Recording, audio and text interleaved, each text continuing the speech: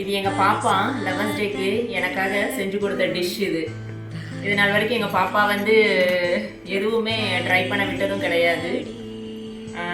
So அவள் எதுவுமே செஞ்சதே கிடையாது. ஃபஸ்ட் டைம் வந்து எனக்காக இந்த டிஷ் வந்து கொடுத்துருக்கா அப்படிங்கும்போது எனக்கு ரொம்பவே ஹாப்பியாக இருக்குது. உண்மையிலே நானே எதிர்பார்க்கவே இல்லை. ப்ரெட்டையும் பனானாவையும் வச்சு அதுக்கு மேலே வந்து ஒரு சாஸ் வந்து டச்சப் கொடுக்குற மாதிரி கொடுத்துருந்தா உண்மையிலே செம்ம டேஸ்ட்டாக இருந்துச்சுங்க. ரொம்ப ஹாப்பி. பொதுவாக ஒரு அப்பாவுக்கும் ஒரு பொண்ணுக்கும் தான் வந்து பாண்டிங் அதிகமாக இருக்குன்னு சொல்லுவாங்க. ஆனால் இங்கே வந்து ஒரு பொண்ணுக்கும் ஒரு அம்மாவுக்குமான பாண்டிங் வந்து இந்த அளவுக்கு இருக்குன்னு நினைக்கும்போது ரொம்பவே சந்தோஷமாக இருக்குது. உங்கள் பசங்க உங்களுக்கு இந்த மாதிரி 11th டேக்கு ஏதாவது வந்து டிஷ் செஞ்சு கொடுத்து அசத்திருக்காங்களா அப்படின்றத மறக்காமல் சொல்லுங்கள். ஓகேங்களா? எனக்கு ரொம்பவே ஹாப்பியாக இருக்குது. ஆமாம், லவ் யூ. ஆக்சுவலி யாருனாலும் யாருக்காலும் ப்ரப்போஸ் பண்ணலாம் இல்லையா? எல்லா இடத்துலையும் வந்து ஒரு ஹஸ்பண்ட் அண்ட் ஒய்ஃபு லவ்வர்ஸ் இந்த மாதிரி தான் ப்ரப்போஸ் பண்ணி பார்த்துருப்போம். ஆனால் இந்த மாதிரி ஒரு லவ் வந்து ஷேர் பண்ணுறது ரொம்பவே ஹாப்பியாக இருக்குங்க. உண்மையிலே ஹாப்பி லவ்வர்ஸ்.